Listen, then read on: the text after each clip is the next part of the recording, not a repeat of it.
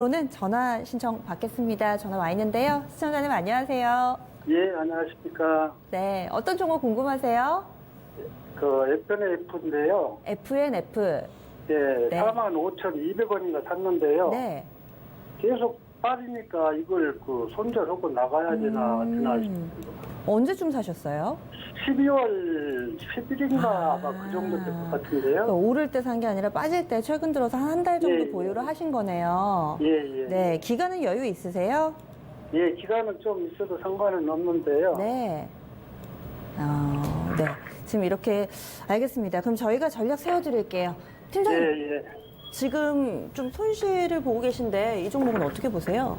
FNF는 이제 의류를 파는 업체잖아요. 그쵸. 제일 유명한 게 이제 디스커버리라고 해서 젊은이들 사이에서는 이제 굉장히 인기가 많은 이제 브랜드고, 그 다음에 이제 MLB라고 해서 모자랑 이제 야구, 이제 미국 메이저리그 야구에 대한 상표를 가져와가지고 이제 파는데, 사실 그 두 브랜드가 굉장히 잘 됐죠. MLB 같은 경우는 중국에서 인기가 많았고, 디스커버리 같은 경우는 한국에서 인기가 많아서 최근 몇 년 동안의 이익 성장이 굉장히 두드러진 기업 중에 하나입니다. 네. 그리고 그 차트를 잠깐 보여주시면요.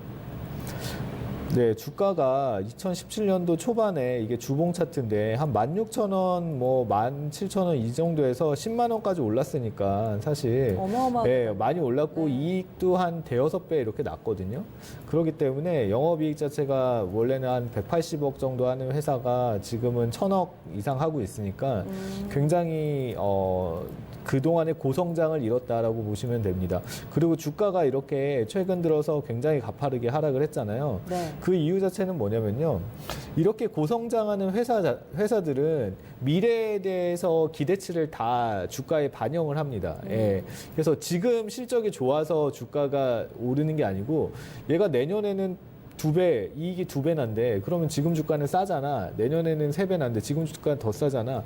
이렇게 해서 미래 실적을 계속 땡겨오는데, 지금 FNF 같은 경우는 디스커버리란 브랜드가 대표 브랜드인데, 이 브랜드가 지금 런칭한 지 8년이 됐습니다. 8년이 됐고 더 이상 매출이 어느 정도 성숙기에 접어들었습니다. 그러니까 지금의 유지는 할 수 있지만은 지금부터의 고성장은 사실 바라기가 힘든. 왜냐하면 볼륨이 너무 커졌거든요. 3천억 정도 지금 매출이 나오고 있는데, 그 정도 매출이면은 크게 성장률이 많이 둔화가 되는 구간입니다. 그리고 MLB도 마찬가지고요. 그렇기 때문에 FNF 같은 경우는 성장에 대한 모멘텀이 없어지다 보니까 주가가 이제 하락을 한 거고요. 지금 특히 이제 FNF 같은 경우는 이제 패딩 잠바 같은 걸 많이 팔기 때문에 4, 4분기가 실적 성숙이거든요. 그래서 12월 그 가을부터 겨울까지, 지금은 겨울 패딩 안 사잖아요. 이제 봄옷 이제 막 나오고 있어서 네. 겨울옷 같은 경우는 지금은 가면은 이제 2월 상품으로 세일을 들어가거든요. 그렇기 때문에 더 이상의 모멘텀이 없습니다. 그리고 이번 겨울이 굉장히 추웠냐? 작년 같은 경우는 엄청 추웠지만 이번 겨울 같은 경우는 상대적으로 별로 안 추웠거든요. 그렇기 때문에 미세먼지도 많았고, 그렇기 때문에 오히려 그 주가가 빠지는데 그런 요인들이 결정적으로 요인을 한 거고요. 그러면은 FNF가 주가가 앞으로 더 올라가려면 어떻게 해야 되나? 신규 브랜드가 나와야 됩니다. 네, 그래서 신규 브랜드를 지금 런칭을 했는데, 스트레치 엔젤스라는 좀 젊은 여성들을 타겟으로 운동 여행 컨셉의 것들을 런칭을 했는데, 신규 런칭을 하면은 마케팅 비용이라든지 그 다음에 점포를 세우고 고정비가 초반에 많이 들어갑니다. 그렇기 때문에 향후 아마 1년 정도는 이익 성장이 별로 없을 걸로 보고요. 오히려 이익 같은 경우는 역성장할 수도 있다. 그래서 주식에 올라가는 폭이 굉장히 크지 않을 거다, 작을 거다. 그래서 기대치를 낮춰야 되는 주식이다라고 보고 있습니다. 그에 비해서 주가는 지금 차트 보면 엄청나게 많은 단기간에 하락이 있잖아요. 네. 이렇게 큰 하락이 있으면요, 우리가 데드캣 바운스라고 하죠. 주가가 폭락이 크면은 어느 정도 반등을 합니다. 그걸 어떻게 할 수 있냐면 월봉 차트를 보면 알 수 있는데요. 이게 월봉의 5월선이거든요.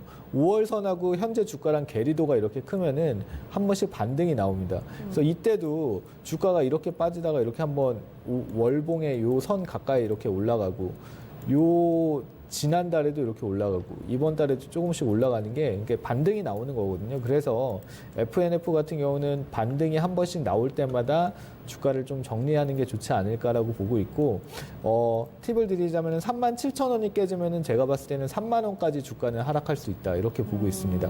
그래서 직전 저점을 깨는 흐름이 나오면은 추세적 하락이 이어질 수 있기 때문에 일단은 37,000원이 깨지느냐 안 깨지느냐가 굉장히 중요하고요.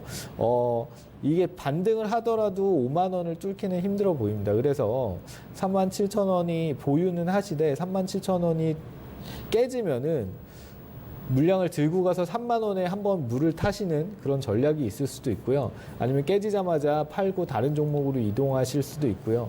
만약에 반등을 하더라도 그 반등의 폭은 한 5만 원 정도로 짧게 가져가시는 게 좋을 것 같습니다. 이 종목 여력이 좀 크지는 않은 것 같은데요. 시청자님 좀 도움 되셨어요?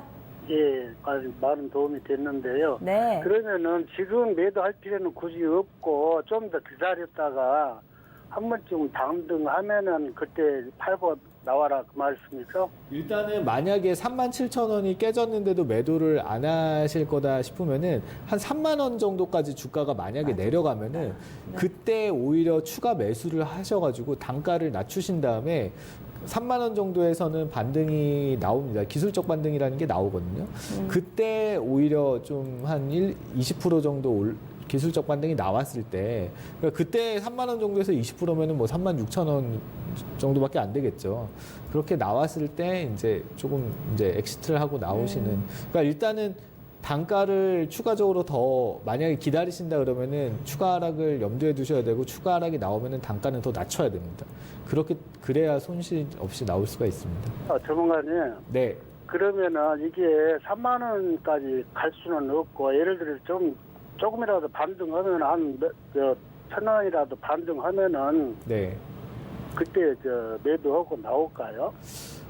그 기간의 문제인데 만약에 오래 기다리시고 손실의 폭이 큰 게 좀 불편하시다 싶으면은 제가 봤을 때는 37,000원을 손절가로 잡으시되 37,000원이 깨지면은 그냥 매도를 하시고요. 반등이 나오면은 한 47,000원부터 5만 원 사이에 한 두 번에 나눠서 매도를 하시는 게 좋을 것 같습니다. 네, 참고 좋은 말씀 고맙습니다. 네, 감사합니다. 네. 예, 고생하십시오. 네. FNF 알아봤습니다.